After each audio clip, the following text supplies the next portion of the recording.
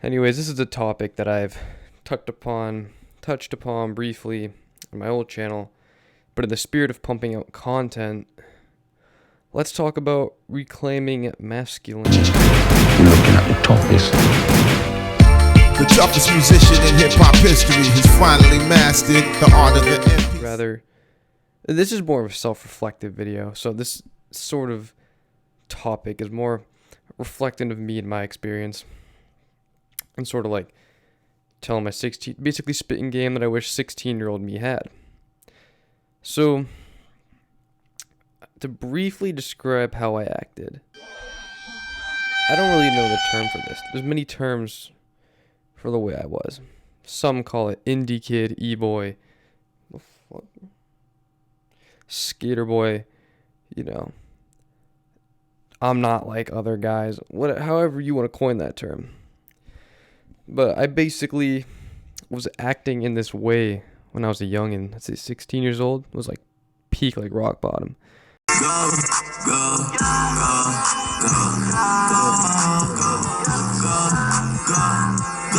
Right? A little bit eccentric, And the main goal of this was to attract attention. And I did this via music, taste, and fashion. I was basically a Tyler, the Creator stan, shoving my superior underground music taste down people's throats. And while I never dressed crazy eccentric, I was very influenced by that culture, right? I'd see these people online, very popular. Everyone seemed to like them, had all the shorties. And I was like, that could be me. But it's a lie. Yeah, I was just influenced by that sort of Tyler, the Creator, trendy, I'm different influencer culture. But so that was sort of how I acted. Why did I act this way? Well, like I said, it's attention. I sort of wanted to be noticed or fit in, ironically by being unique. Like, to describe how I was back then, I was good at sports, so I really it's hard to see like why I was acting this way, because usually this sort of behavior is kind of like a little bit of a black pill if you think you're not good at anything. But I wasn't bad at things, I wasn't necessarily like black pilled, if I'm using the term correctly. I was good at lacrosse, but I don't know, I'd say sort of expressing myself externally and making that the substance of who I was a cope for feeling less than other people, instead of trying to find fulfillment in bettering myself in my sport or in academics, like the sort of traditional routes, which on top of coping, you're also kind of fed like this propaganda that like, oh, the traditional ways of doing things are stupid, right? You're supposed to think outside the box, which yes is true, but the reasons I was rejecting the traditional routes was not because I was a genius who had this, alternative way of success or whatever fulfillment. It was basically, I just coped by making music taste and fashion sense and aesthetics, not like bodybuilding aesthetics, but like Instagram vibe aesthetics, making that who I was, rather than digging deeper and sort of finding out, building character through hardship, which is sort of why I rejected like going to the gym or being better at school. And I wasn't bad, and that could have been part of why I didn't feel like I need to succeed. I could always get by in school and in sports, but I would, view these things negatively because I was afraid to actually put in the work and get down and dirty and be good at school or sports and just fit in and be normal and try to climb up the social hierarchy that way. Because really, the whole point of gaining attention is you want a spot in the hierarchy. And this is all kind of subconscious.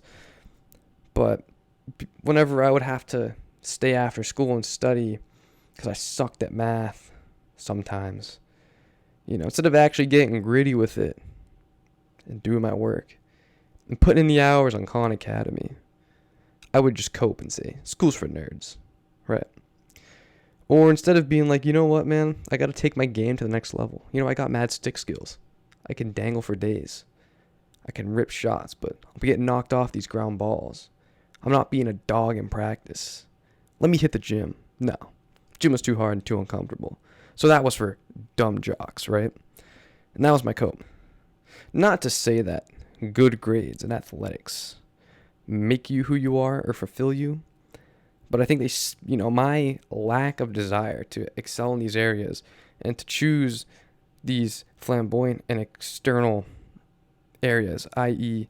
music, Instagram, social media appearance, outward appearance, as my source of fulfillment, was because it was easier, and me not stepping up to the plate in those other areas, which won't necessarily fulfill you, was more because I wasn't willing to put in the work in something more meaningful or more rewarding. And getting back to sort of the deeper reasoning as to why I wasn't engaging in, let's just for example's sake, sports and academics. There's many other areas of life that can challenge you and build character, but at the time, and sort of in this stage of life, sports and academics were really the two areas that would have built character. Maybe work outside of school too. The reason why this was problematic and the way it affected my development throughout high school was that a lack of masculinity. And I'm not saying this in a sense of like looks or external, masculine qualities, even though I'm not against using external things to embrace a certain ethos of what you're supposed to be, if that makes sense. But when I say masculinity, it's not, how big my biceps are or whatever. It's more the inner qualities of like being able to endure discomfort to achieve a greater goal and such. But because I had coped so hard and had gotten away with just, being within my comfort zone, and then in order to be noticed doing these not extravagant, but external sort of showy things, I sort of developed these feminine-ish tendencies in the sense that, I was probably in a stressful situation more likely to react emotionally, wasn't willing to take discomfort for something valuable in the end, or,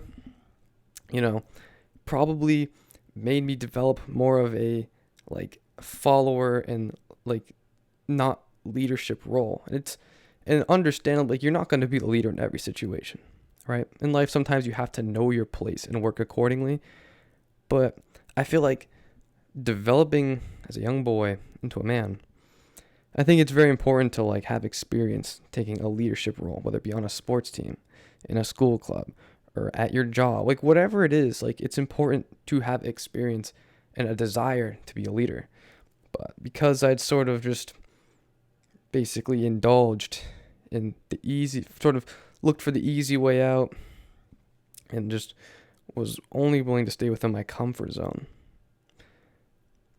I didn't develop those tendencies and those traits the way I should have at the time. Sort of an analogy I've thought of is that like, and this is why I believe in traditional gender roles. I believe that you should embrace, if you're a dude, you've been born with male DNA, you're biological male. You should embrace masculinity, not in a coping sense, because as much as this sort of feminine behavior is a cope, there's also masculine coping as well. But I mean in its truest sense, which we talk about in another video, defining it, but you know what I mean when I mean like masculine traits, like willing to step up to the chat, willing to step up, be a leader, sacrifice yourself for others, all that type of stuff, right?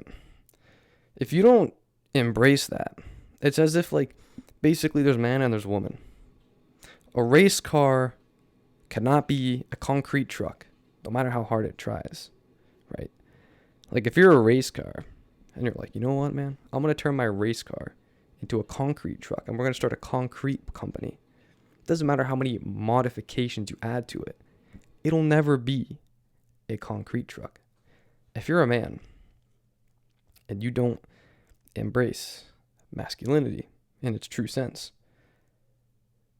you're essentially just becoming half of what you would have been. Because what are you if you're not using your vessel the way it should be, right? You're physically capable of building strength. And that corresponds mentally. You're mentally capable of being strong, spiritually capable of being strong. You're capable of being in uncomfortable situations, of doing all these things. Your skin is tougher. You have more upper body strength than a woman.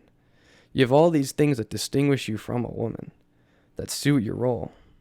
And this might be a bit of a tangent, but, part of why this was problematic to me in this period of time, in this point in time, was because I wasn't embracing the vessel that God had given me, right? I have testosterone. I am a guy. I wasn't maximizing it. I just sat home and ate food and watched YouTube videos. I didn't go to, I wasn't doing, like I said, I don't want to sound like a broken record, but I wasn't doing these things that I should have been doing. And that leads to a sense of not depression. I mean, it could, but for me, it was more like just feeling lost. Until, you find out that the solution is actually stepping up to the plate and being who you were meant to be, which means embodying your traditional gender role. I may not be Andrew Tate. I may not be top baller, top G. But I've definitely turned my life around within the past couple years. I mean, if you want to, from being 16 to almost 21 now, I could not make that, all the changes that have happened in one video. I mean, I can't cover everything. But I remember the moment that things turned around. And really, this goes down to whether you have a fixed or a growth mindset. I had a fixed mindset. It was part of the problems I had. Right. And it wasn't until I developed a growth mindset where I said, well, why can't I do those things? That things began to change. And listen, I know. I was watching a Hamza video. I know. But I was. And basically the premise was you can reach the top 20% of males. And at the time of watching that video, that was after high school, I was pretty down bad, right?